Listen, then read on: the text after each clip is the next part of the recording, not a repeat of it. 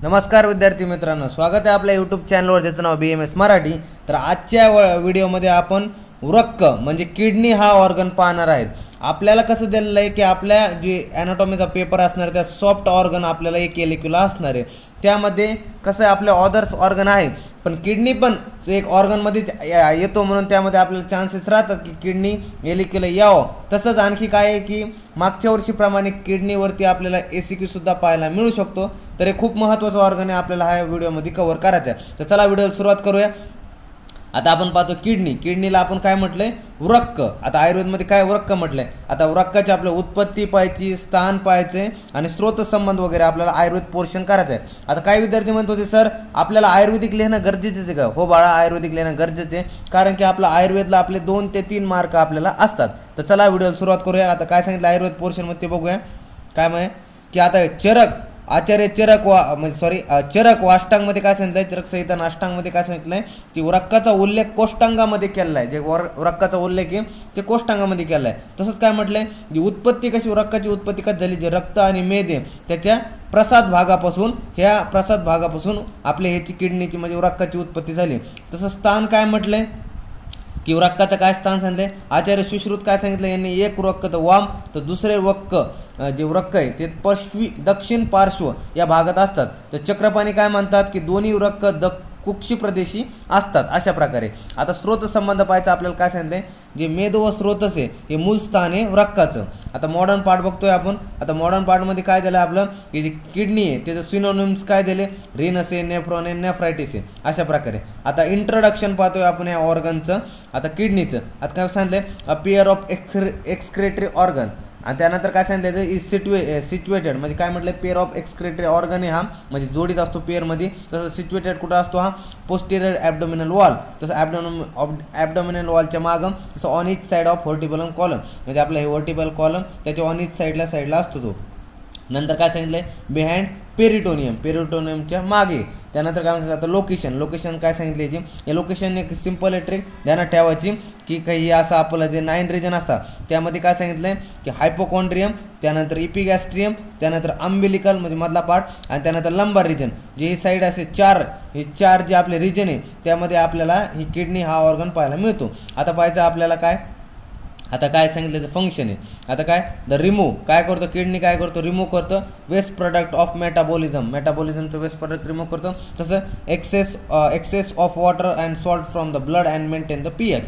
तसंच काय म्हटलंय की vertically extend from upper border T12 तसंच to centre body of L3 पर्यंत एक्सटेंड करतो। तसं आता काय सांगितलं, राईट किडनी आहे जी ती काय आहे, स्मॉलर आहे दॅन लेफ्ट किडनी, तसं साईजच्या आहे जे कम्पेअरमध्ये।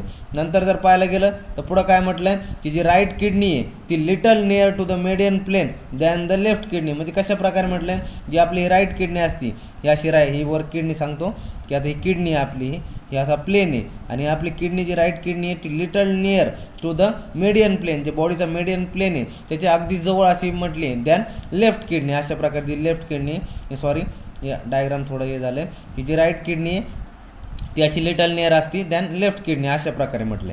नंतर आता पुढं जर पाहिलं तर पुढं काय सांगितलंय, आता ट्रान्सपायलोरिक प्लेन।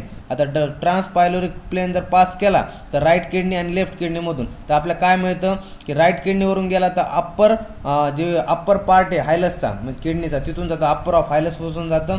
तसंच जर नाही तर लेफ्ट किडनीकडून गेला तर लोअर पार्ट ऑफ हायलसकडून जातं। या डायग्राममध्ये आपण पाहू शकता। तर इथून हा ट्रान्सपायलोरिक प्लेन जर पास केला बॉडीमध्ये तर ते कसं होतं, जे अप्पर पार्ट आहे हायलसचा राईट किडनीचा जो अप्पर पार्ट आहे तो वरून पास होतो, आणि जे लेफ्ट किडनीचा जो लोअर पार्ट आहे हायलसचा तर तिथून तो ट्रान्सपायलोरिक प्लेन पास होतो अशा प्रकारे। आता पाहतोय आपण साईज काय म्हटलं, शेप साईज अँड वेट अशा प्रकारे। आता काय म्हटलंय, आता ह्याचं डायमेन्शन दिलंय 11 × 6 × 3 सेंटीमीटर ऑन इच किडनीचं डायमेन्शन दिलं लेंथ, ब्रेड आणि थिकनेस। तसंच काय म्हटलं, left kidney is little longer, काय म्हटलंय, left kidney is little longer than right, जे लेफ्ट किडनी थोडी मोठी असते राईटपेक्षा। तसं आता वेट पाहतो आपण। आता वेट आणि कलर पाहतो, हे वेट आणि कलर। आता वेट काय दिलं किडनीचं की इन मेलमध्ये दिलं 150 ग्रॅम आणि फिमेलमध्ये 135 ग्रॅम दिलं, आणि कलरला कसं असतं रेडिश ब्राऊनला हा कलरला असतं। आता नंतर काय पाहतो आपण की लॉंग ॲक्सिस ऑफ किडनी पासेसमध्ये काय म्हटलंय, downward and laterally that's why the upper part near to the median plane than the lower part. नंतर आता पुढं काय पाहतोय, फिटस ऑफ किडनी म्हणजे काय होतं, जेव्हा फिटसमधली जी किडनी असते ती लोब्युलेटेड असते 12 लोब्युलमध्ये. हे आपल्याला MCQला विचारलं जाऊ शकतं की जी फिटसची किडनी असते ती कशी असते, लोब्युलेटेड असते 12 लोब्युलमध्ये. नंतर काय होतं, आफ्टर जेव्हा बर्थ होतं, after birth the lobule are fuse होतं, that's why the adult kidney is uniformly smooth असते, त्यामुळे काय होते, युनिफॉर्मली स्मूथ होऊन जाते. नंतर काय पाहतो आपण, एक्सटर्नल फीचर आता पाहिजेत आपल्याला. आता एक्सटर्नल फीचर बघतो आपण, त्यामध्ये काय सांगितलं, यात दिलं 2 बॉर्डर दिले, 2 पोल्स दिले, 2 सरफेस दिले आणि हायलम दिले. आता शॉर्टमध्ये बघून घ्या. आता पोल्स पाहिजे, आपला सरफेस पाहिजे, बॉर्डर पाहिजे. आता पोलमध्ये काय 2 पोल दिले, अप्पर पोल आणि लोअर पोल. जे अप्पर पोल असणार आहे तो कसं सांगितलं आहे की ब्रॉड आहे related to the suprarenal Gland, आणि जे लोअर पोल असणार आहे ते पॉइंटेड असणार आहे. नंतर आता सरफेस पाहतोय. आता सरफेसमध्ये काय दिलं, 2 सरफेस दिले, अँटेरियर सरफेस आणि पोस्टेरियर सरफेस. अँटेरियर सरफेस कसं असणार, इरेग्युलर असणार आहे, आणि पोस्टेरियर सरफेस फ्लॅट असणार आहे. आता बॉर्डर पाहतो, बॉर्डर 2 दिलं, एक मिडल बॉर्डर आणि लॅटरल बॉर्डर आहे. मिडल बॉर्डर कसले असणार, कॉनकेव्ह असणार आहे, आणि लॅटरल बॉर्डर कॉन्व्हेक्स असणार आहे. जी मिडल पार्ट असणार आहे, आता मिडल बॉर्डरचं मिडल पार्टमध्ये काय सांगितलं की जे मिडल पार्ट असणार आहे तिथं डिप्रेशन असणार आहे, त्याला आपण हायलम म्हटलंय. आणि त्या हायलममधून काय होतं, फ्रॉम अँटेरियर टू पोस्टेरियर, अँटेरियरकडून पोस्टेरियरकडे काय होतं, रिनल व्हेन असतात, रिनल आर्टरी असतात आणि रिनल पेल्विस असतात, विच इज एक्सपांडेड असतं. त्यानंतर आता काय म्हटलं, रिलेशन. आता रिलेशन पाहतो आपण, हा खूप महत्त्वाचा पॉईंट आहे रिलेशन.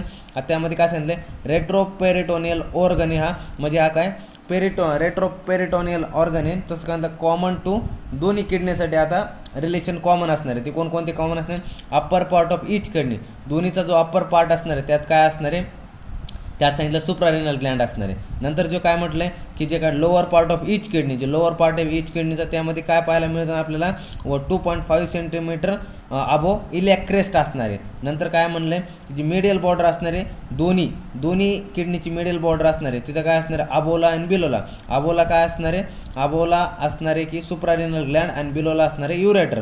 नंतर जर पाहायला गेलं तर अँटेरियर जे असणार आहे रिलेशन ऑफ राईट किडनी. आता एक किडनी सुरू झाला, anterior relation of right kidney, त्यामध्ये काय असणार आहे, आता विचार करा, आपली अशी बॉडी, ही असं माणूस आहे, हे अशी बॉडी आहे. आता ही त्याची राईट साईड आहे, ही त्याची लेफ्ट साईड आहे. आता राईट साईडला ही राईट किडनी झाली, इथं लेफ्ट साईडला ही लेफ्ट किडनी झाली. आता राईट साईडला इथं काय असणार आहे, इथं लिव्हर असणार आहे, इथं पॅनक्रियाज वगैरे असणार आहे, अशा प्रकारे इथं ड्युडेनम वगैरे असणार आहे. लेफ्ट साईडला गेलं तिथं स्टमक असणार आहे, स्प्लीन असणार आहे, अशा प्रकारे.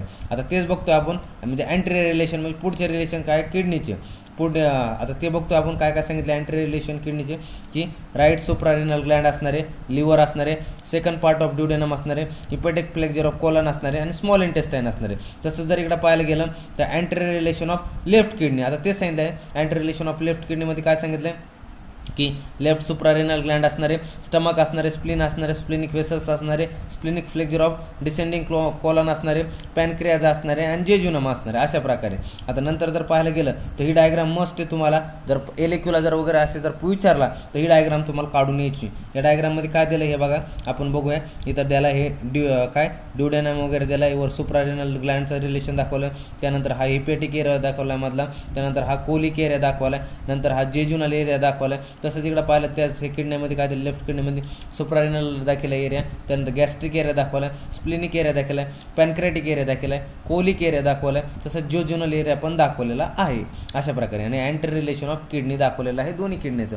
आता पोस्टेरियर रिलेशन ऑफ किडनी, आता बोथ किडनीचं एक कॉमन आहे, posterior relation of both kidney have same, दोघांसाठी कॉमन आहे. आणि हा मागच्या वर्षी 2024च्या एक्झाममध्ये हा एसीक्यूला क्वेश्चन होता, पोस्टेरियर रिलेशन ऑफ किडनी. आता हे IMP तुम्हाला हे करून ठेवायचं आहे, आणि हा एसीक्यू पुन्हा रिपीट होऊ शकतो, अशा प्रकारे.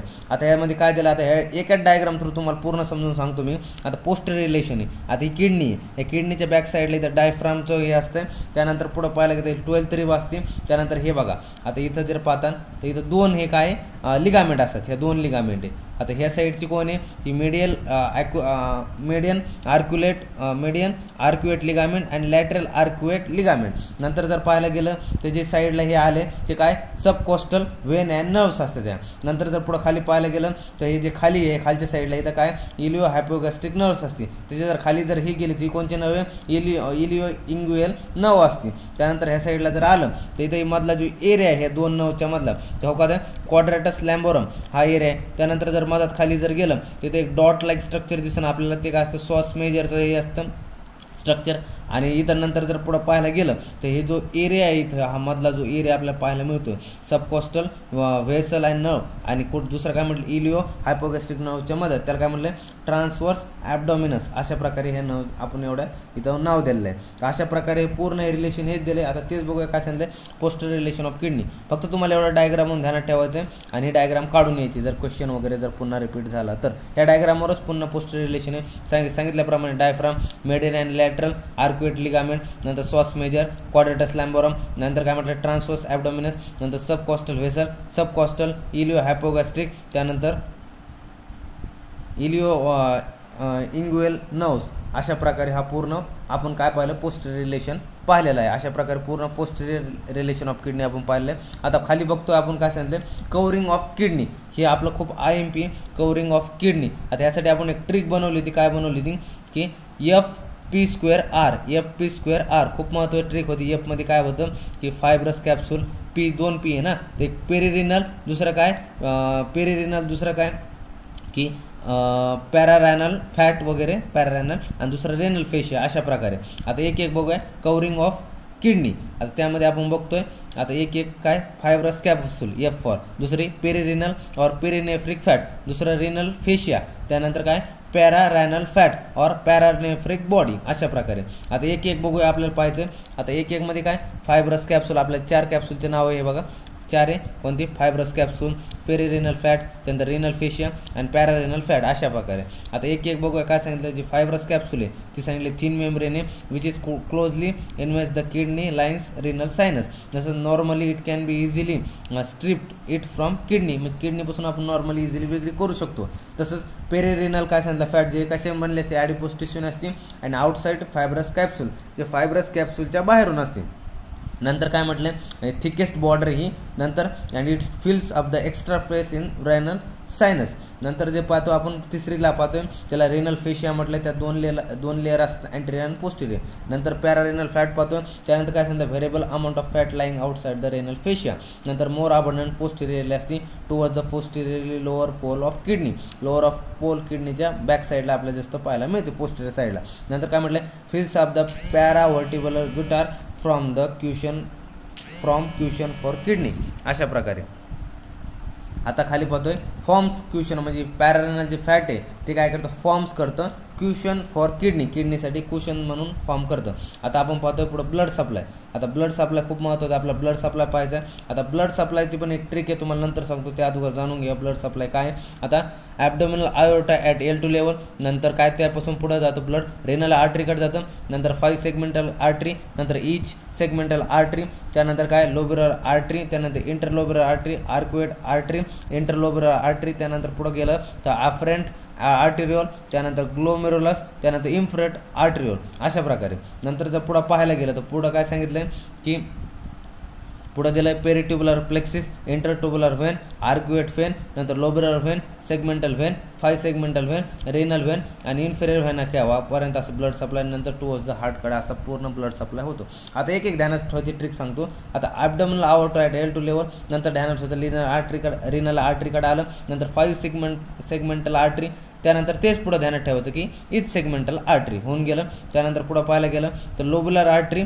आणि त्यानंतर पुढे ध्यानात ठेवतं इंटरलोब्युलर आर्टरी नंतर आर्क्युएट आर्टरी नंतर काय इंटरलोब्युलर जे ही इंटरलोब्युलर पुन्हा खाली घ्यायचं इथं आणि नंतर काढायचं आर्क्युएट आर्टरी। नंतर पाहायला गेलं तर ॲफरंट आर्टेरियोल आणि खाली लिहून टाकायचं एक स्पेस सोडून इफ्रंट आर्टेरियोल आणि मधला काय ग्लोमेरुलस अशा प्रकारे। नंतर आता तेच लाईन इकडे तेच आहे की इकडे एक फक्त एकच नाव शिल्लक चालायचं पेरिट्युबुलर फ्लेक्सिस त्यानंतर हे बघा जसं तसं की